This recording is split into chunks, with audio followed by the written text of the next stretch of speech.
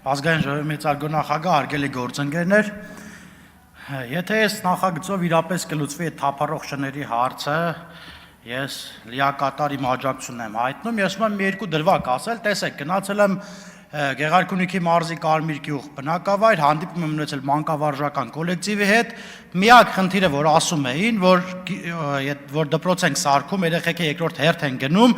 արդեն ուշ ժամի վերջանալու դեպքում երեխեքը տուն գնալու խնդիր ունեն, այսինքն ոտով տուն չեն կարող գնանք, այդ շներն հարձակվում են եւ այլն եւ այլն։ Եվ ասենք պատկերացնում եք, չէ՞, պատանին տուն է գնում, այդ շունն հարձակվում, լավ այդ պահին իրեն չի գծում, բայց դրանից հետո բխող իր բոլոր հետևանքներով։ Կամ մտնում ես խանութ, որը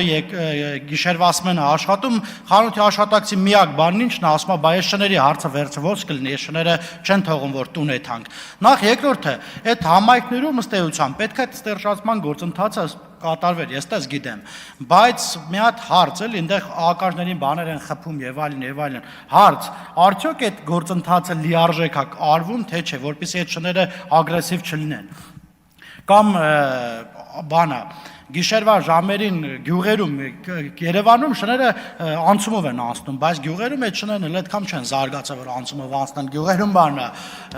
հենց աղբի բանի մոտից մի անգամից հարձակվում են մարդկանց, Ժորժ ջան, մեր նպատակն առաջին հերթին իմ կարծիքով պետք է լինի մարդկային կյանքերը, ոչ թե հա, օքեյ, բոլորս էլ կենդանիներ սիրում ենք, բոլորս էլ կենդանիներ պահում ենք, շնորհակալություն։